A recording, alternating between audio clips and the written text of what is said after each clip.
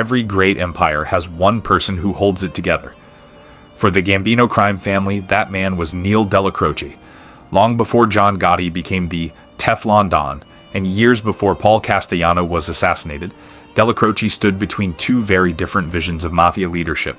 Without him, the Gambino family would eventually descend into one of its most dramatic power struggles. Born in New York City in 1914, Neil Dellacroce rose through the ranks of organized crime with a reputation for loyalty, toughness, and unwavering respect for Mafia traditions. When Carlo Gambino became boss of the family, he chose Paul Castellano as his successor. But he also made Dellacroce the family's underboss. This decision created a delicate balance. Paul Castellano represented the business side of the Mafia. He focused on construction, labor unions, and white-collar crimes that generated enormous profits while attracting less attention from law enforcement. Neil Dellacroce, on the other hand, remained close to the family's street crews. He oversaw bookmakers, loan sharks, hijackers, and other traditional rackets. Among the men who admired Dellacroce most was a young and ambitious gangster named John Gotti. To Gotti, Dellacroce was more than a superior.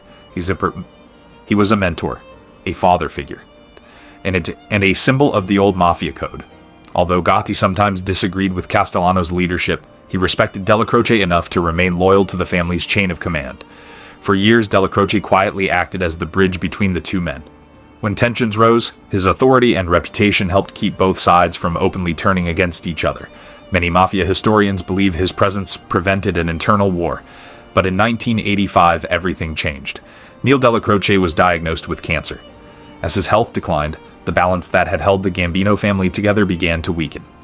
On December 2nd, 1985, Dellacroce died. His death created a massive leadership vacuum. Without his guidance, John Gotti no longer had the one man he trusted to protect the traditional street faction within the family.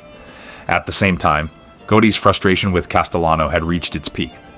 There were disagreements over leadership, loyalty, and the future direction of the Gambino family.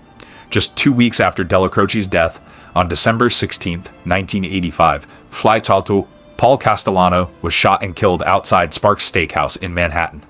The assassination shocked the Mafia world. Soon afterward, John Gotti emerged as the new boss of the Gambino crime family.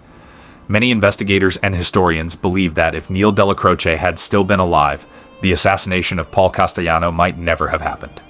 His influence, authority, and ability to command respect from both sides had kept the family united for years. Neil Dellacroce never became the public face of the Gambino family. He rarely sought attention, yet his quiet leadership may have been the only thing preventing one of the Mafia's most famous betrayals. Sometimes the most powerful man isn't the boss. Sometimes he's the one who keeps everyone else from going to war.